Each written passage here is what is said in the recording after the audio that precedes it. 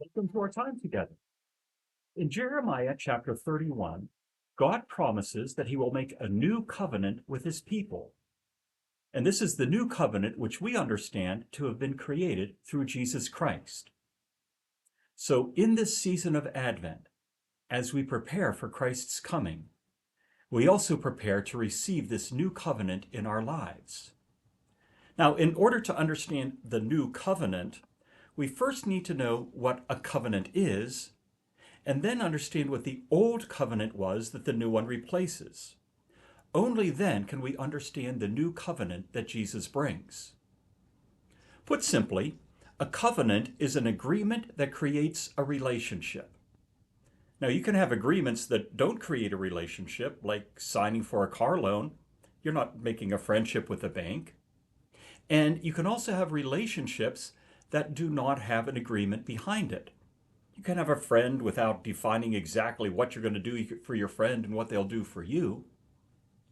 The best example today that we have of a covenant is a marriage.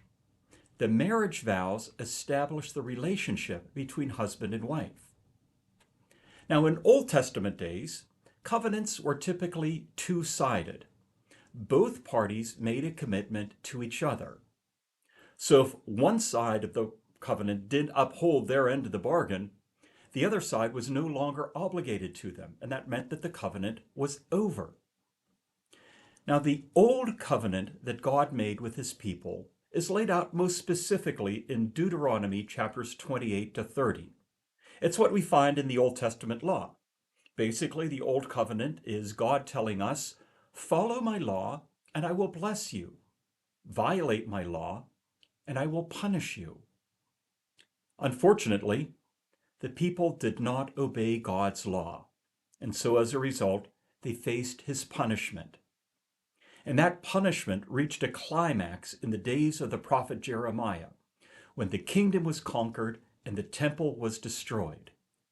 So by all rights, the covenant between God and his people was over. The people hadn't held up their part of the bargain, and so it was gone. But here's the thing. God's love for us runs deeper than a covenant. A covenant is merely an expression of that love, or a vehicle to carry that love to us.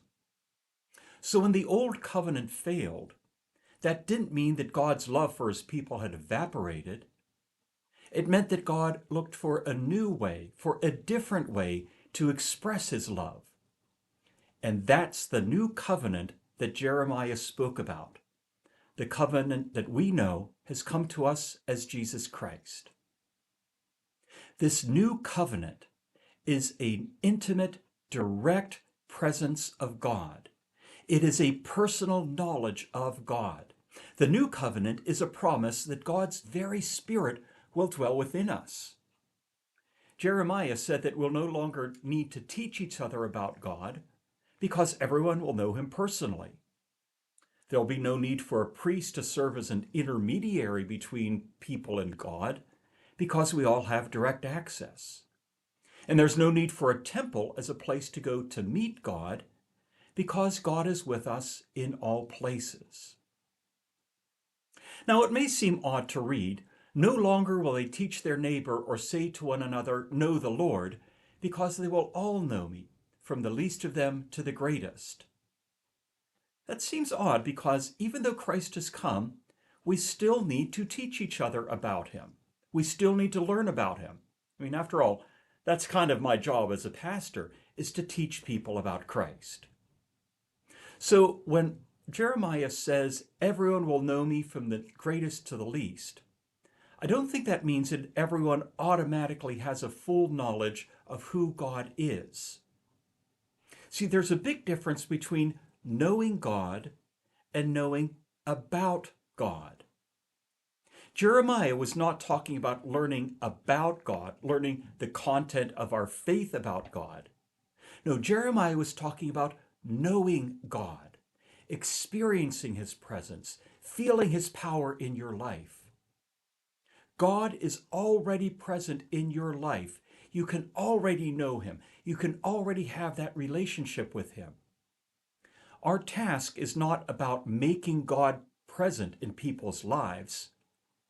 Our task as Christians is to help each other recognize and respond to the God who is already there.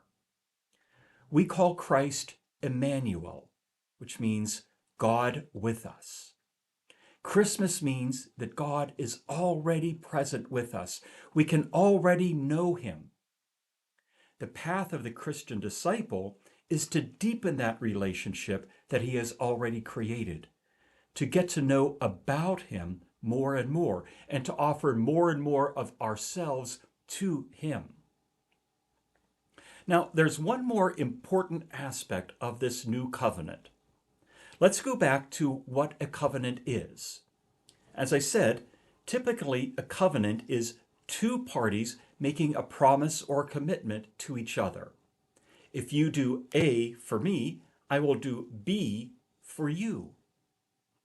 But this new covenant that God has created is not like that. It is completely one-sided. The new covenant is all about what God does for us. As Paul wrote in Romans chapter 5, while we were still sinners, in other words, while we were still doing absolutely nothing for God, while we were still sinners, Christ died for us. He gave his life for us, even though we gave him nothing in return. Our role in this new covenant is simply to accept it and to receive it. Would you pray with me, please? Holy God, thank you for your love, which runs deeper than any covenant or agreement. Thank you for your love, which led you to create this new covenant, in which we can all know you personally and directly. Help us to grow in that knowledge of love, and help us to receive and accept, to know that there's nothing we need to do to earn your love. There's nothing we need to do to establish this covenant, other than simply to say thank you. Amen. Thanks for joining me. We'll talk again later.